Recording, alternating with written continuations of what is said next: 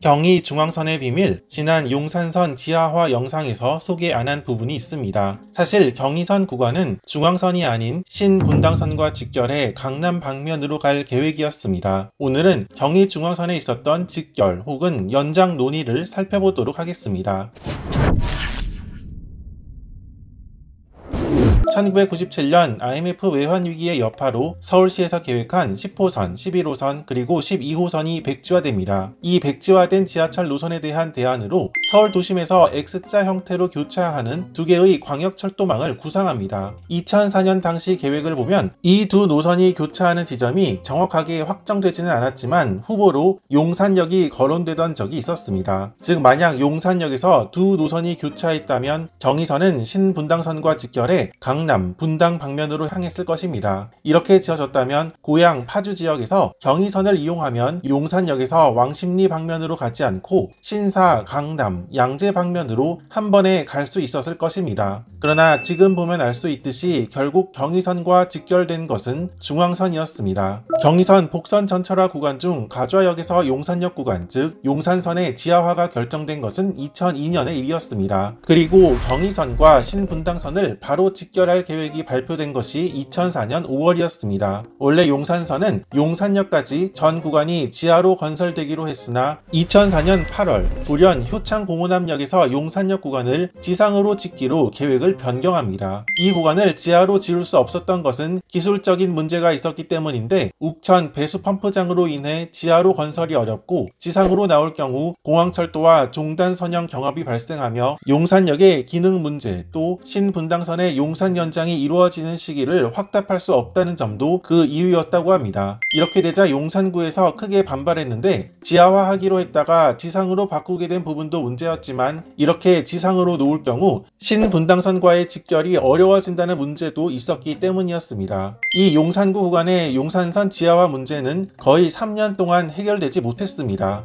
이런 와중에 경의선이 지상으로 지어져 신분당선과 직결이 어려워진다는 문제를 해결하기 위해 신분당선을 공덕역으로 연장시키고 경의선과 신분당선 직결을 공덕역에서 하는 방안도 제안된 적이 있었습니다. 이 문제는 2007년 감사원의 중재로 해결되었는데 용산구 구간의 경의선 지하화 문제는 기술상 지하화가 불가능한 욱천 배수 펌프장 부근을 제외하고 나머지 부분을 지하화하며 이후 구간은 지상으로 짓기로 합니다. 또 이 신분당선의 공덕 연장 및 직결 계획은 취소되면서 이때부터 경의선과 신분당선의 직결은 무산된 것입니다. 그리고 용산역에서는 중앙선과 직결하기로 결정하면서 지금의 경의중앙선이 된 것입니다. 이렇게 경의선과 신분당선은 기술상의 어려움 등으로 인해 무산되었는데 사실 이 부분 외에도 무인 운전하는 신분당선과 경의선의 신호 시스템이 다르다는 점 그리고 지금 보면 알 수 있듯이 신분당선의 용산 연장은 아직까지 착공을 못하고 있으며 2027년 이후 개통을 목표로 하고 있다는 점 등 현실적으로 두 노선의 직결은 어려움이 있었습니다. 사실 이미 경의선과 중앙선의 직결이 확정된 이후였던 2011년 경기도 고양시를 중심으로 경의선과 신분당선의 직결을 다시 추진한 적이 있었으나 두 노선의 직결은 물리적으로 불가능해 무산된 적도 있었습니다. 한편 지방의 터미널에는 이렇게 오래된 지하철 노선도가 붙은 경우가 있습니다. 그런데 여기를 보면 경의중앙선이 남원주역, 즉 지금의 원주역까지 간다고 나와 있습니다. 경의중앙선은 원주까지 갈 수 있을지 이어서 살펴보도록 하겠습니다.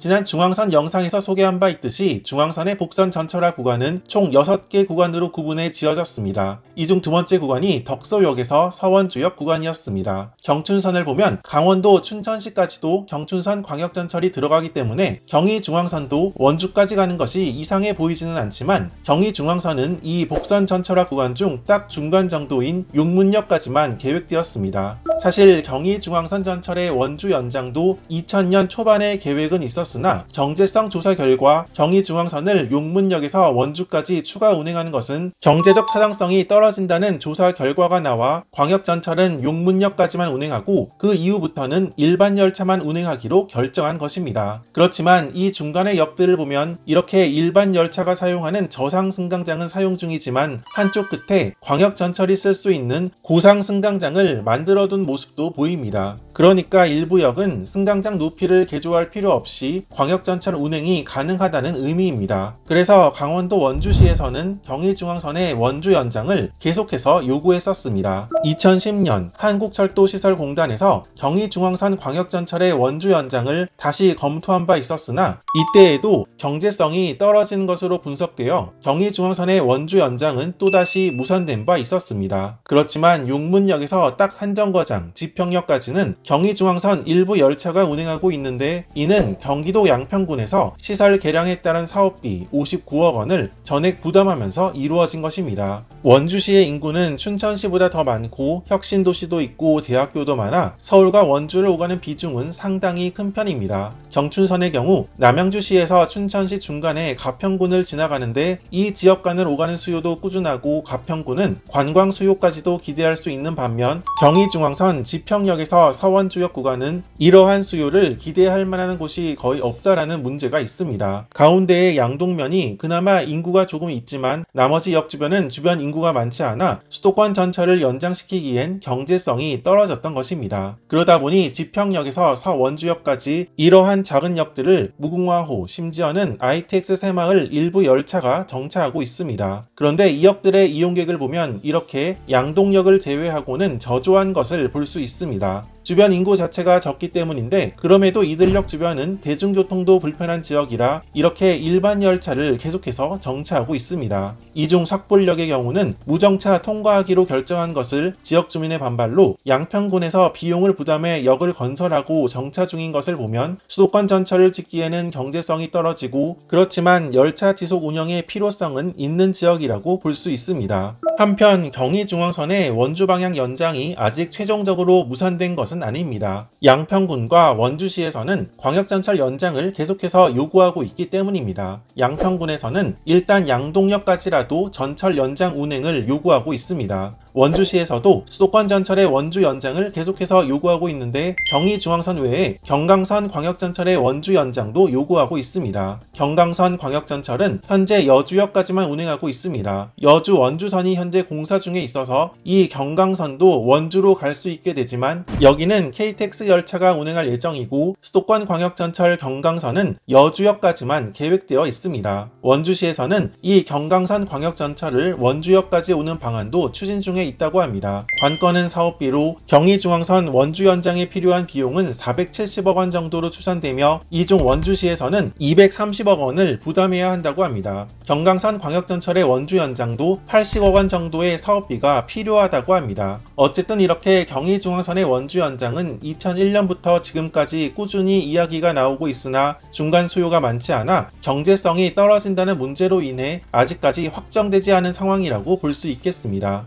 이렇게 경의중앙선과 관련한 직결 그리고 연장 요구는 어떠한 것이 있었는지 소개해 보았습니다. 다음 경의중앙선 비밀 영상에서는 경의중앙선의 혼잡도 그리고 앞으로의 미래를 살펴보도록 하겠습니다.